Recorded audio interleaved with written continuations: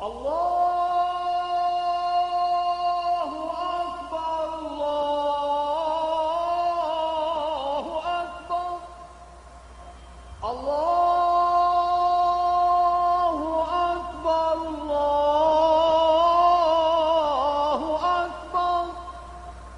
Caire, un muezzin appelle les musulmans à la prière. Dans de nombreuses villes de la planète, cet appel résonne 5 fois par jour.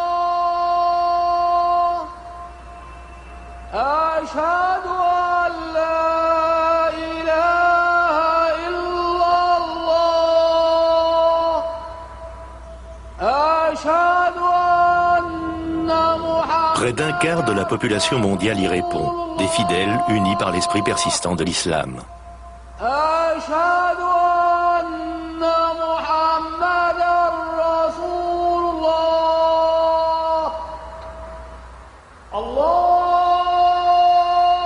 Allah est le plus grand, lance le muezzin.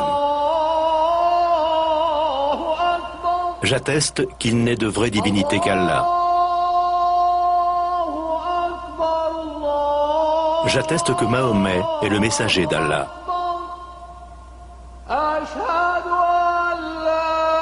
Venez à la prière, venez à la félicité. Allah est le plus grand, il n'est de vraie divinité qu'Allah.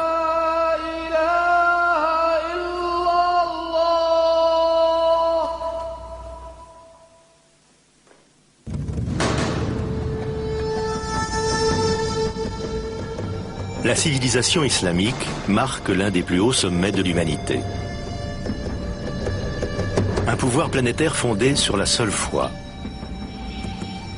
Une révolution spirituelle qui allait façonner les pays de 3 continents et fonder un empire.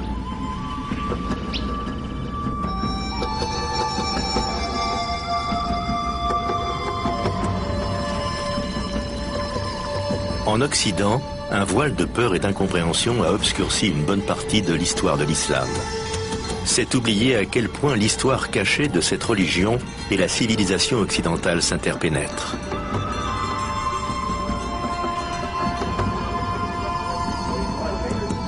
Au cours du Haut Moyen-Âge, tandis que l'Europe s'enténèbre, ce sont les érudits musulmans qui se réclament de la sagesse ancienne des Grecs. Ce sont eux encore qui sèment les graines de la Renaissance, 6 siècles avant la naissance de Léonard de Vinci.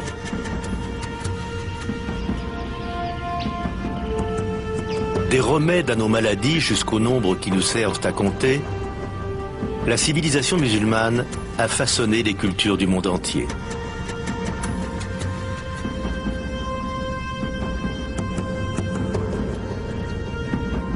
Tout commence par la vie d'un homme ordinaire. Le message profond qu'il véhiculera changera le monde à jamais. Il se nomme Mahomet.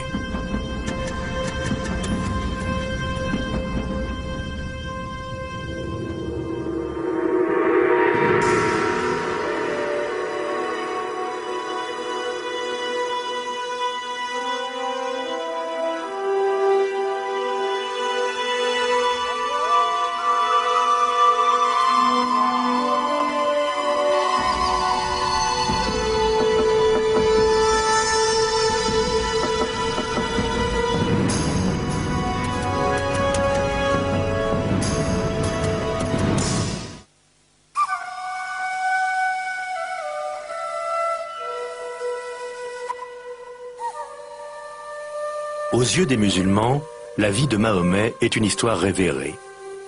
Ses mystères, comme ses certitudes, renvoient à des croyances tenues pour sacrées.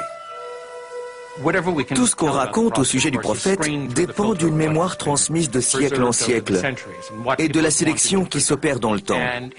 Il est donc très difficile d'extraire de ces différentes sources très louangeuses l'être humain ordinaire, l'homme qu'il fut.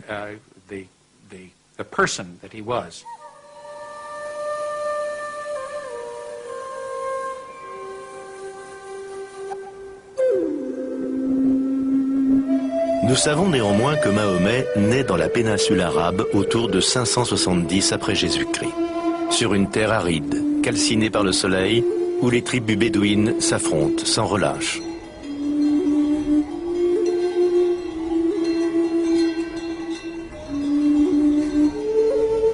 Enfant, il connaît, grâce à ses parents, un avant-goût de la vie dans le désert.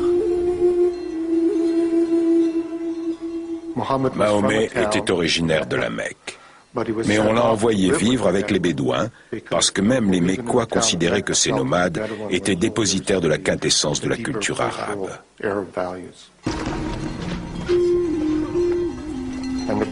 De leur côté, les Bédouins voyaient les citadins comme ceux qui s'étaient coupés de leurs racines culturelles arabes profondes, la poésie, l'élevage, toutes choses où eux excellaient. À l'âge de 6 ans, Mahomet a déjà perdu ses 2 parents. Il est alors pris sous l'aile de son oncle, un chef de clan, et viendra occuper la place singulière de l'étranger.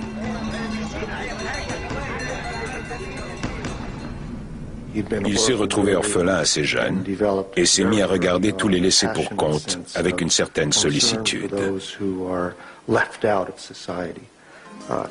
Être sans père ni mère dans une société tribale où les relations claniques et familiales sont les clés de tout, la réussite, le statut, l'honneur, la dignité, c'était vivre une expérience de la marginalité, ce qui a bien entendu profondément marqué le jeune homme qu'il était.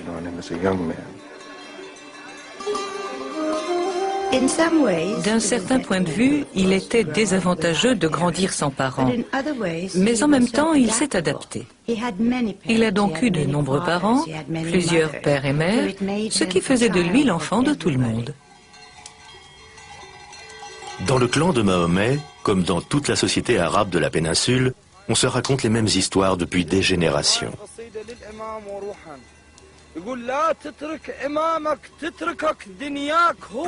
La civilisation pré-islamique était une culture à dominante orale. Un immense respect et une admiration entouraient ceux qui étaient capables de s'exprimer oralement, en particulier ceux qui savaient réciter de la poésie en toutes circonstances. Les poètes comptaient parmi les personnages les plus importants du groupe. Ils chantaient la gloire de la tribu. Ils racontaient son histoire. Chez les Bédouins, le mot revêt une fonction mystique. Les poètes relient la tribu à ses ancêtres et célèbrent des valeurs immémoriales. La poésie est le ciment de la communauté. Elle célèbre ses victoires, déplore ses défaites.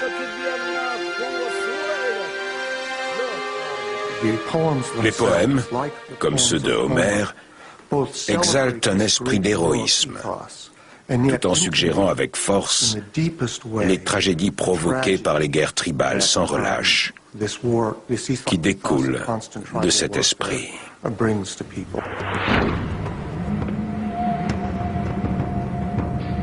La guerre et le conflit constituent la terrible réalité de l'époque. Mahomet acquiert auprès de son oncle les aptitudes nécessaires à sa survie.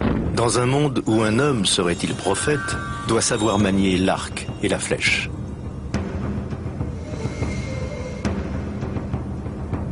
Dans un pays privé d'eau, exposé à la colère des éléments, une rivalité autour d'un puits peut donner lieu à des querelles sanglantes sur plusieurs générations.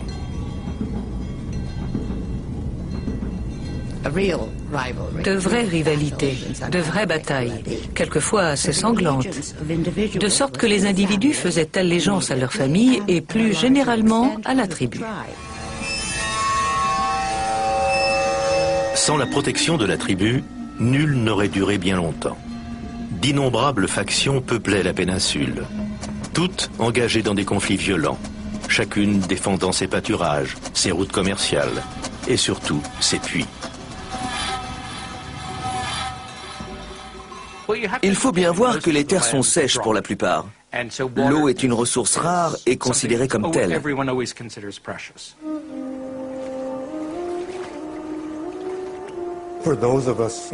Pour nous qui vivons sous des climats plus humides, il est difficile de comprendre la symbolique attachée à l'eau par les sociétés du désert, qui ne connaissent qu'une ou deux pluies par an et pour lesquelles un peu d'eau sauve de la mort.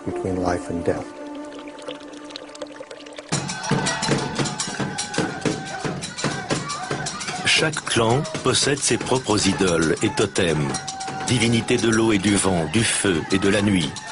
Elles sont entreposées dans une construction de bois, de pierre et de tissu dans la ville caravanière de la Mecque. On l'appelle la Kaaba, du mot arabe qui signifie cube. Les Arabes pré-islamiques vouaient un culte à un certain nombre d'esprits en relation avec la nature, parfois avec des éléments naturels tels que les arbres, les pierres ou les sources. La Kaaba de la Mecque était un sanctuaire qui abritait une collection de divinités.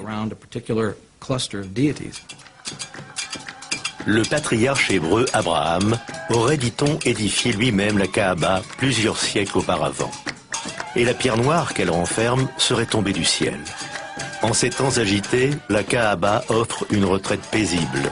C'est le seul lieu où les Bédouins consentent à observer une trêve avant de retourner guerroyer sur une mer de sable.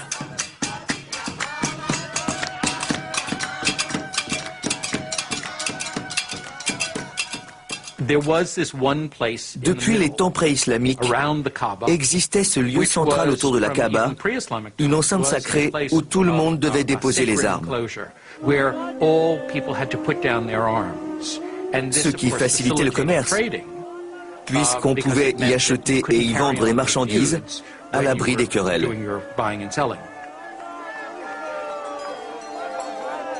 Pour ce qui est des Arabes pré-islamiques, l'importance spirituelle de la Kaaba et de la Mecque est difficile à dissocier de son rôle économique.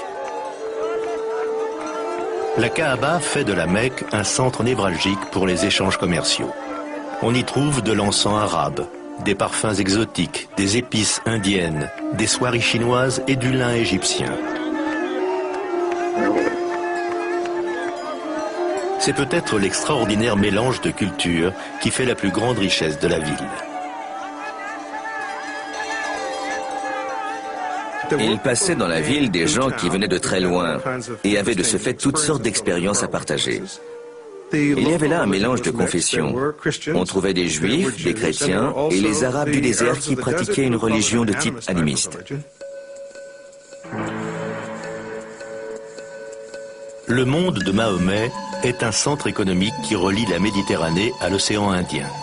Un trait d'union entre les empires vieillissants de Byzance et de Perse et les grands bazars de l'Inde et de la Chine.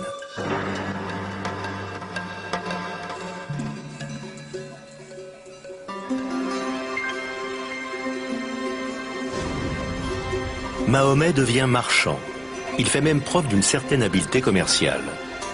À 25 ans, alors qu'il mène une caravane vers le nord à destination de la Syrie, ses qualités attirent sur lui l'attention de la propriétaire du chargement, une riche veuve du nom de Khadija. Elle s'éprend de lui et ils se marient.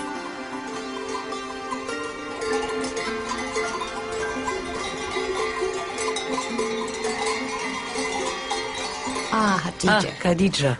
Elle était son mentor autant que son épouse. Une femme d'affaires, une femme de tempérament. Mahomet était son fondé de pouvoir. Une collaboration de rêve.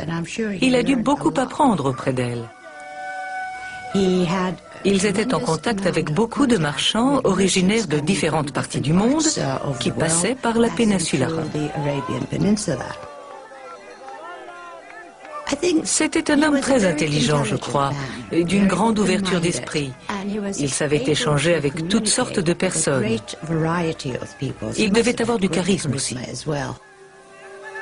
Mahomet est prompt à nouer des liens et il s'entend à résoudre les disputes. Un jour, la Kaaba tombant en ruine, le problème surgit de savoir quel clan aurait l'insigne honneur de placer le Béthil au centre du temple. Mahomet donnera ici pour la première fois la preuve de son étonnant savoir-faire.